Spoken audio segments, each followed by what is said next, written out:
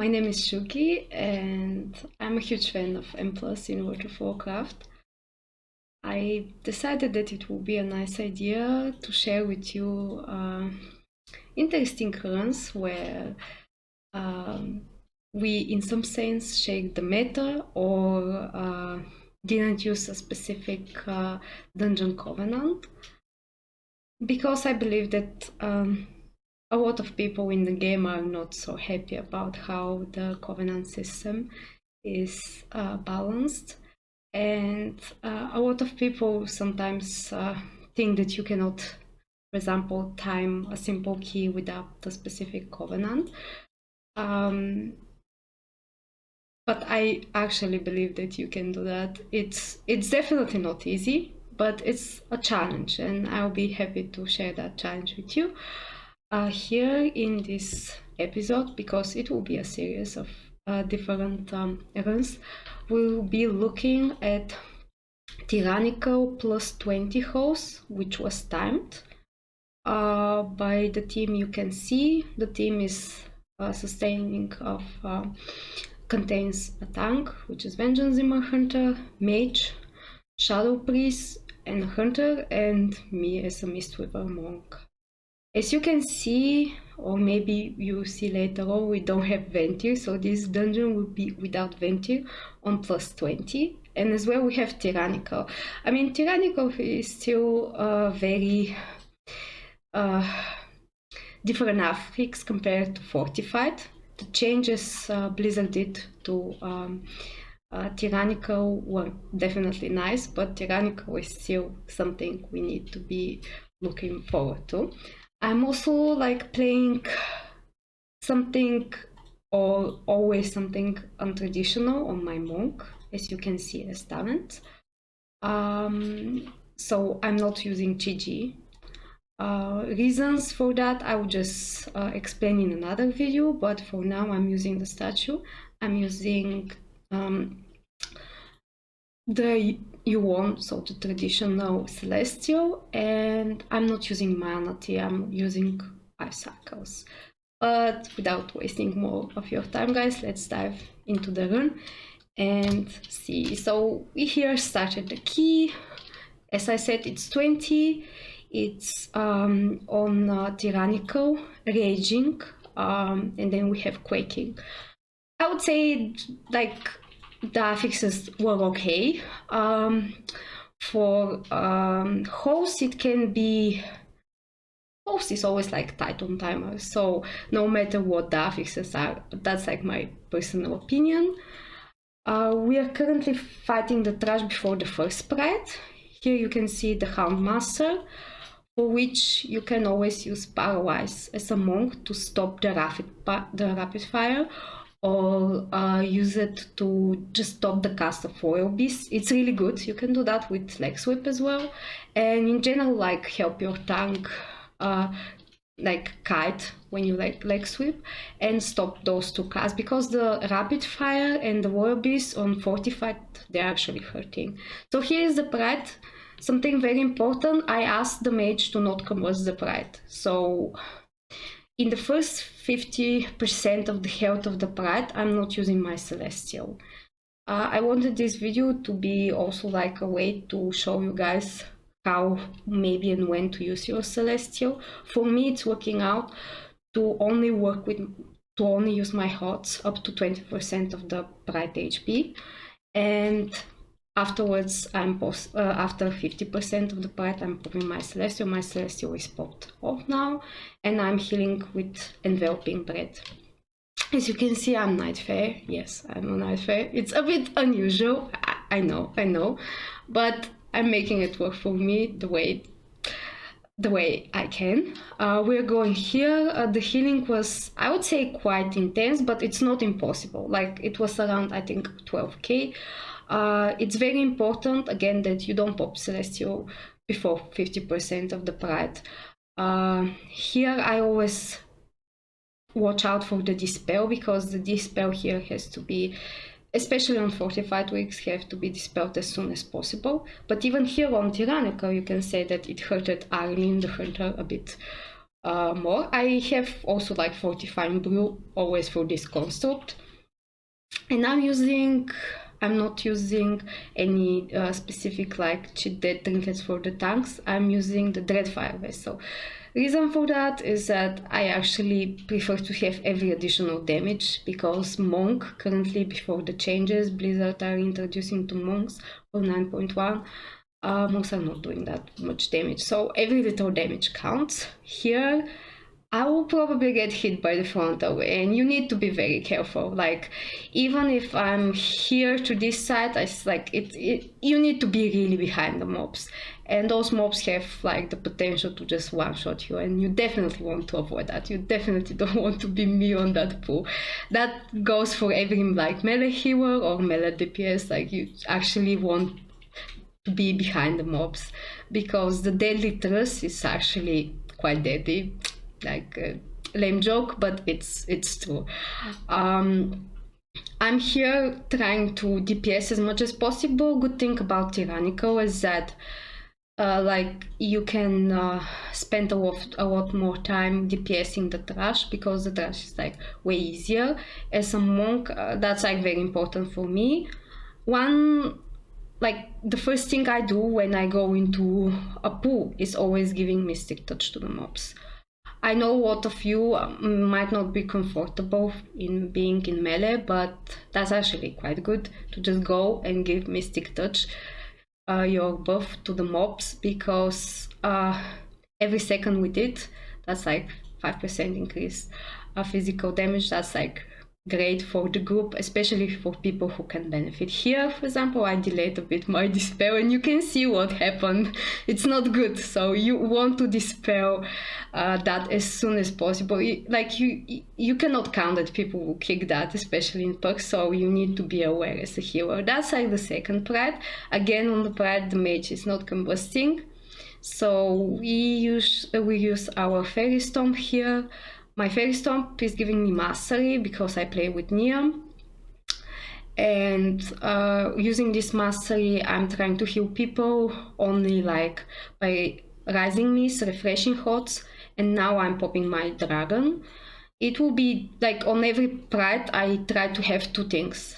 Mana pot and health pot in case things are getting bad. I always have my diffusive magic as well. Diffusive magic is quite good for prides. I would recommend to use always if possible. And as you can see, I'm healing everybody else. It's recommendable to use also like Touch of Death for the pride if you have, but I use my Touch of Death on cooldown just to make the maximum out of it. You can see here the HP. It's not impossible, it's not hard. As you can see, I still had like some mana left. I didn't use a mana pot, so that was like quite good. Here, unfortunately, we put the Stonebone, and as you can see, we don't have VENTHYR. So, like, I'm not lying when I say that this is a no VENTHYR host. And we are fighting, and you can see that I'm moving back and forward here, just because the Stonebone is doing the frontal, and again, that's like something always pointed on the tank, so I want to be really careful for that. Here, for example, you can see the hunter is trapping, so they can stop the patrol, because we don't want to pull that patrol. You can also like ring of peace this patrol.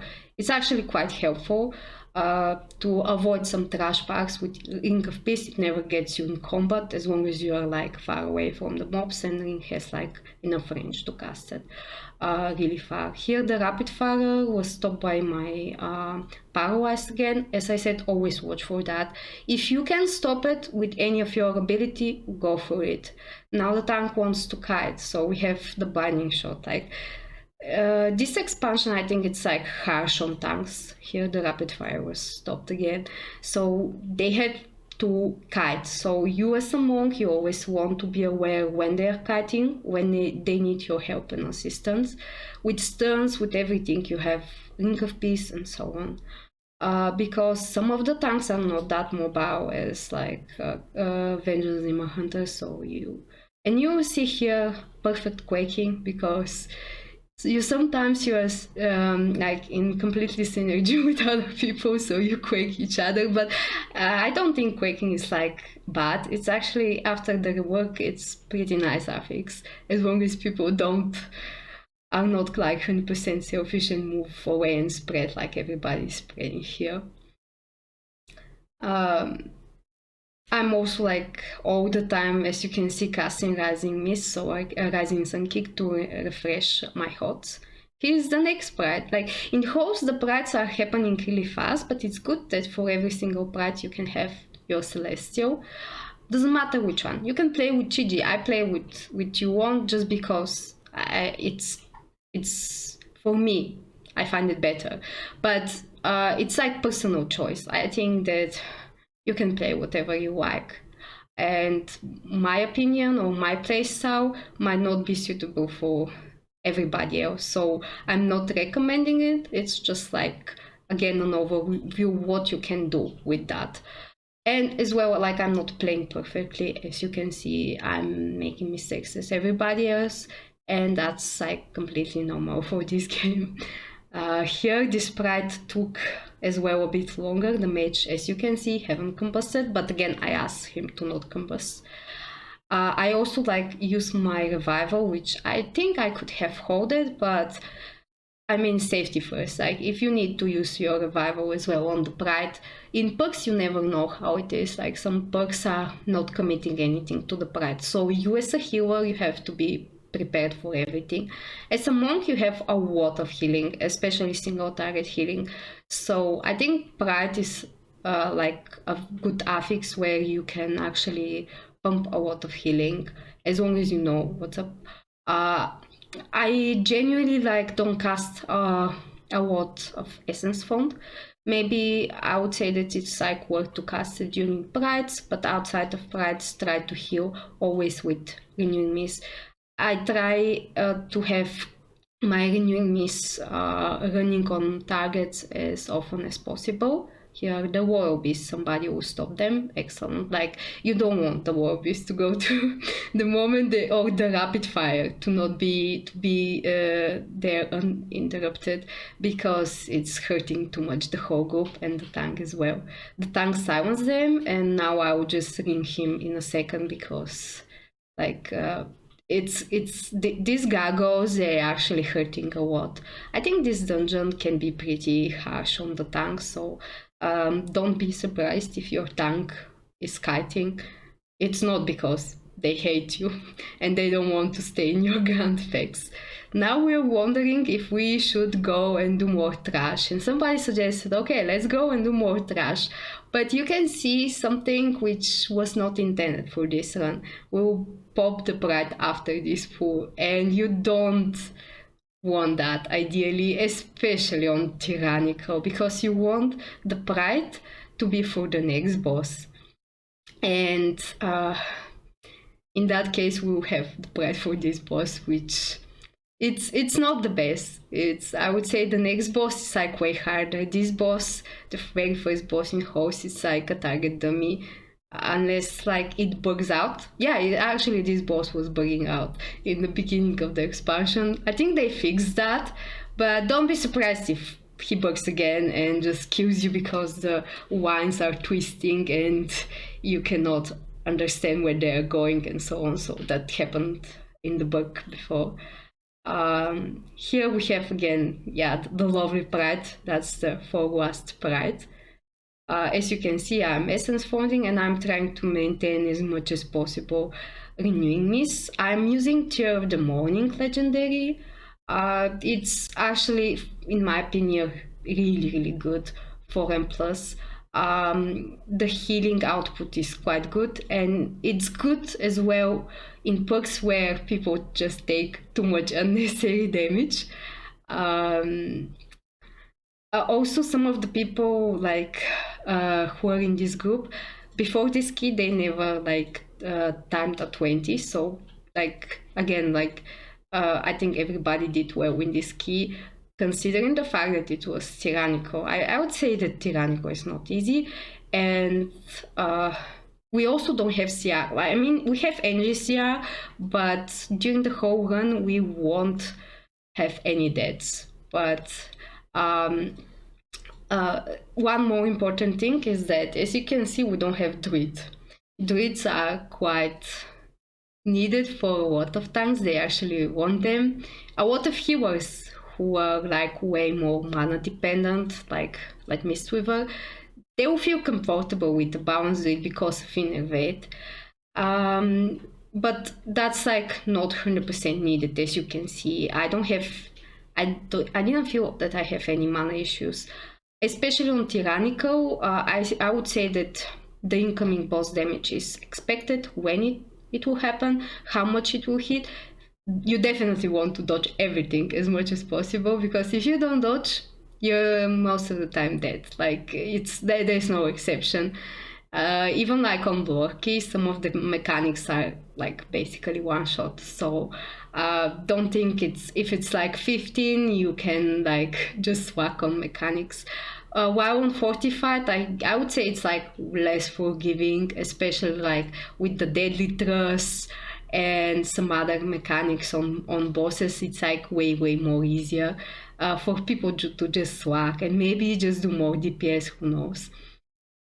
You can see here like my ended group damage output. The Shadow Priest is doing really nice single target damage, same goes for the Hunter. And again, like both of the specs, like Shadow Priest and Hunter, they are not that popular in the meta. I'm always using Touch of Death if possible. As I said on cooldown, I just use it now.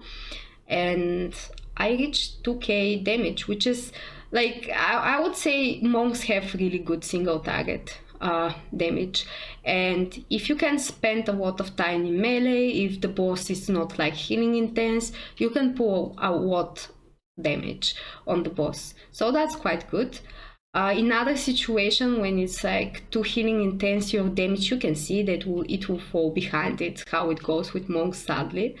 Now we'll be skipping, so like I'm going in my fox form.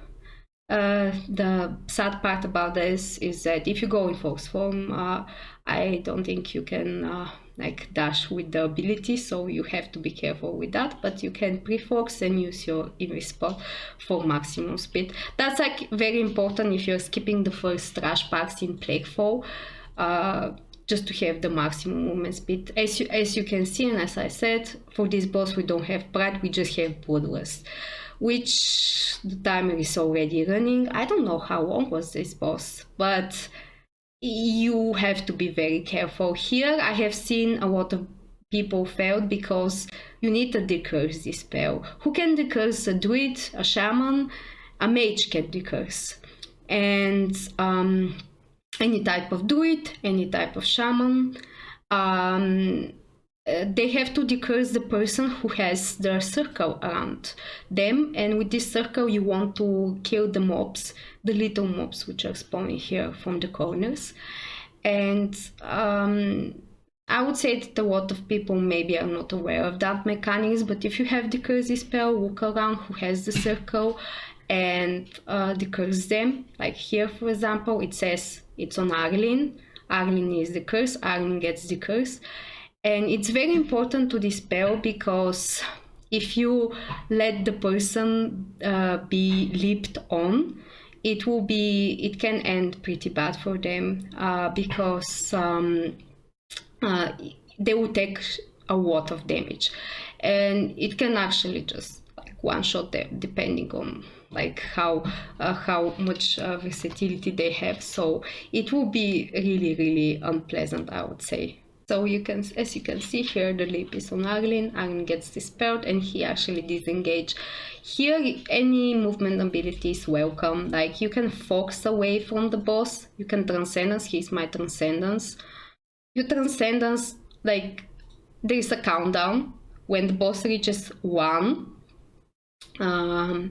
you just like count a bit afterwards, like you don't jump on the 1 away. You wait a little bit after the 1. I would say like 2 seconds after the 1 is reached, and then you use your ability. as I said, it can be transcendence, it can be disengage, it can be like leap away on a warrior, it can be like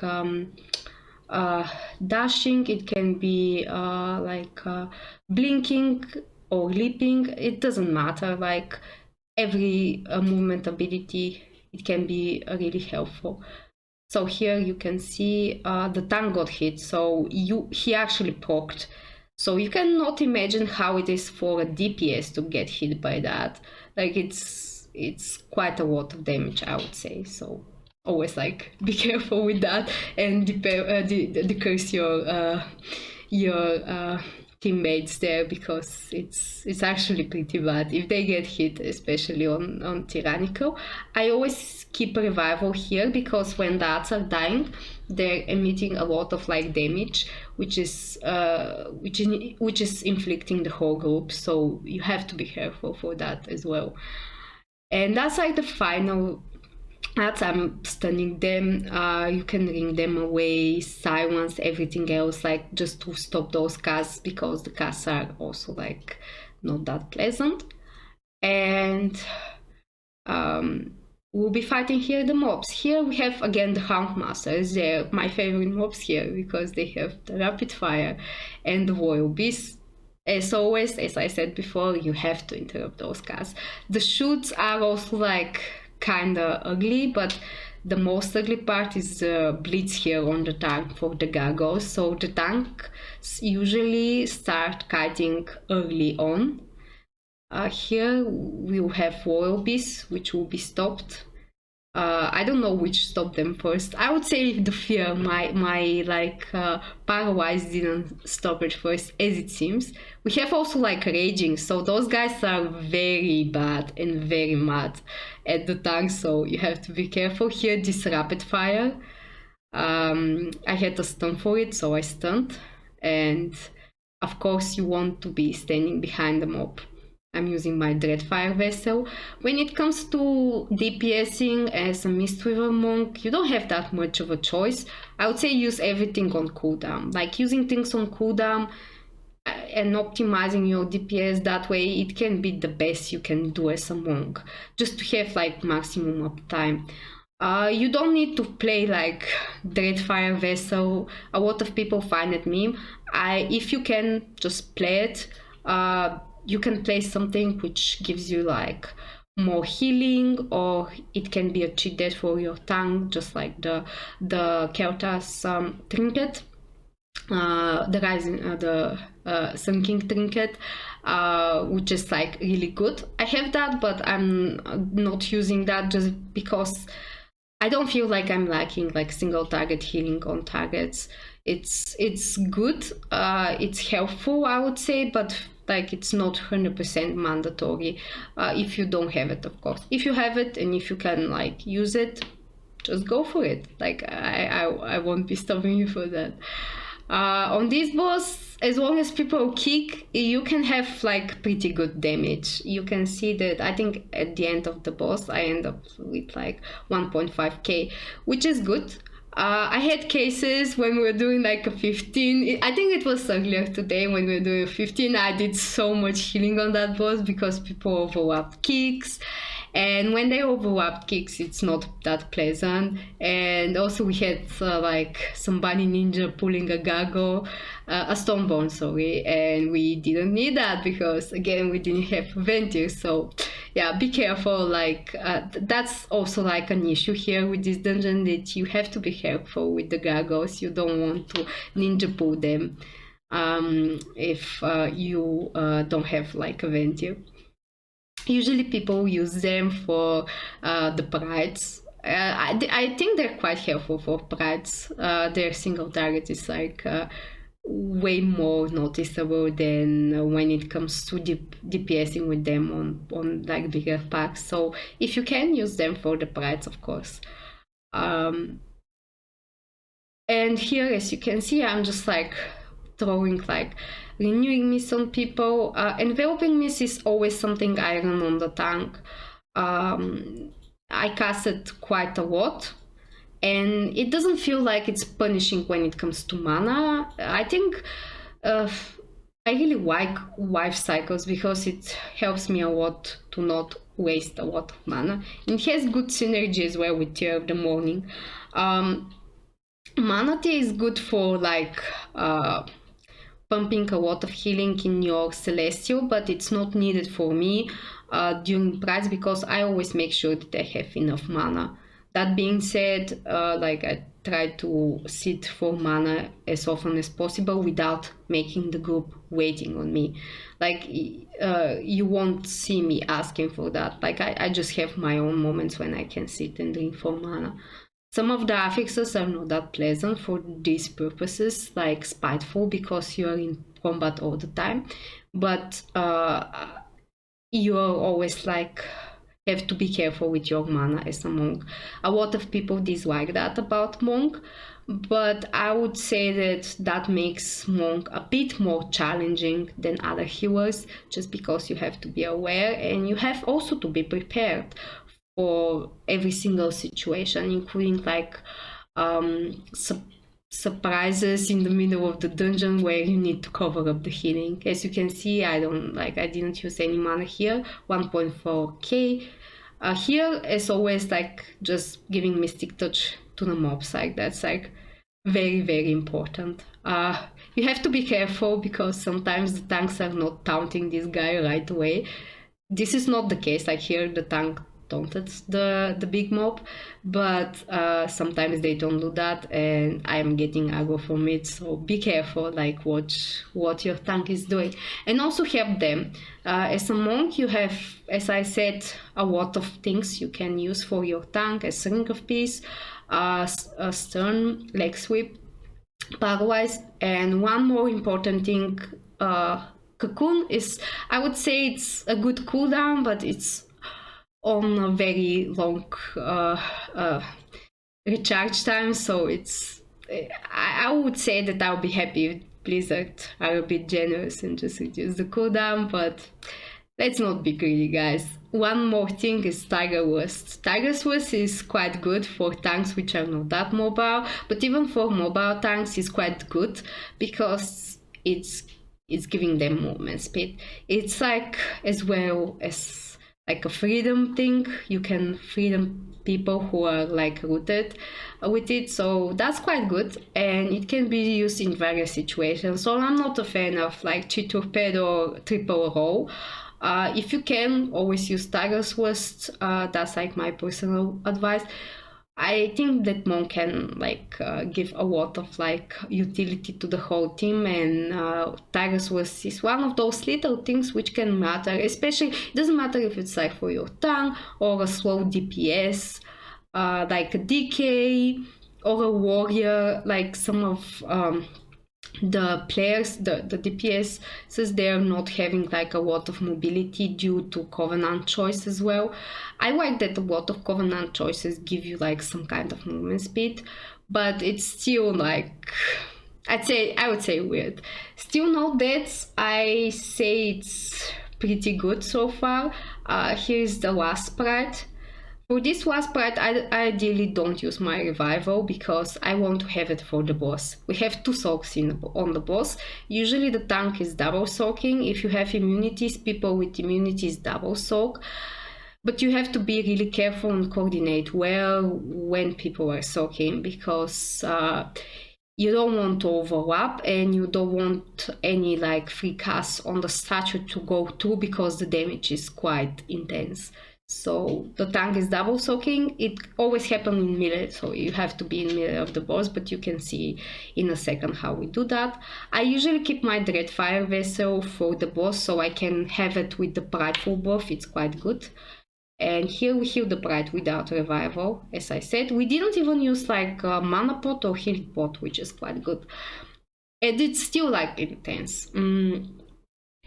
So we are here going boss. I'm using everything. Like when I open on the boss, I'm having like either like Thunder Focus Tea. My Thunder Focus Tea I always use for damage. I rarely use for healing.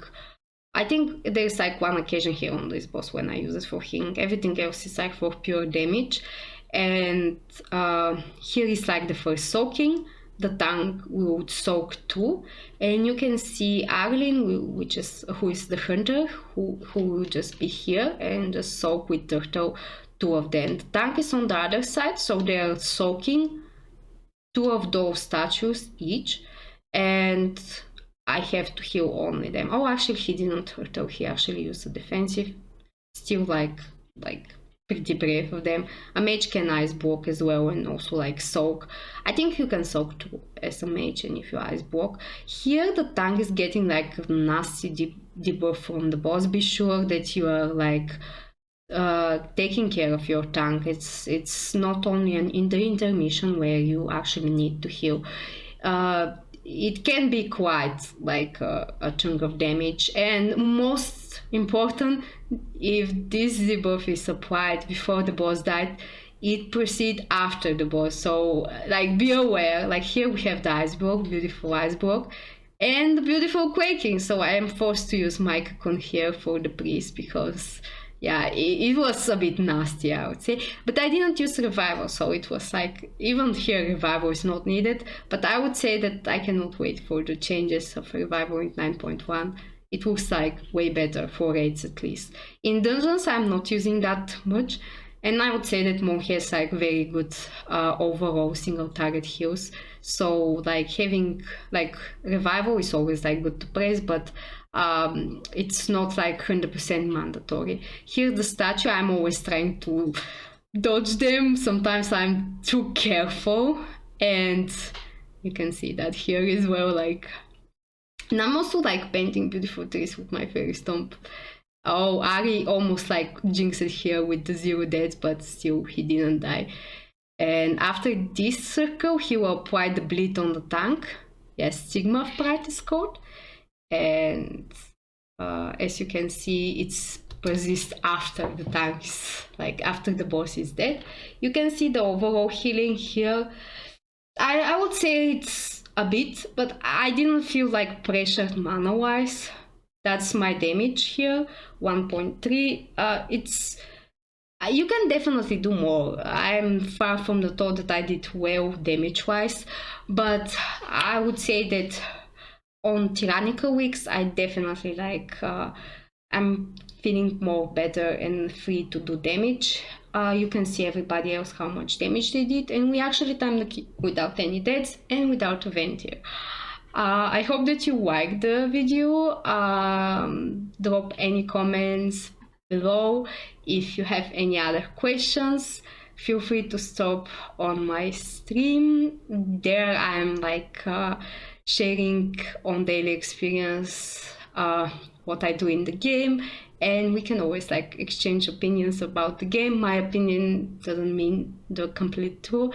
There is always like a second opinion, third opinion, and the truth is like in the middle. So search for the answers and don't have any prejudice for any classes, guys. Have a nice day. See you around. Bye bye.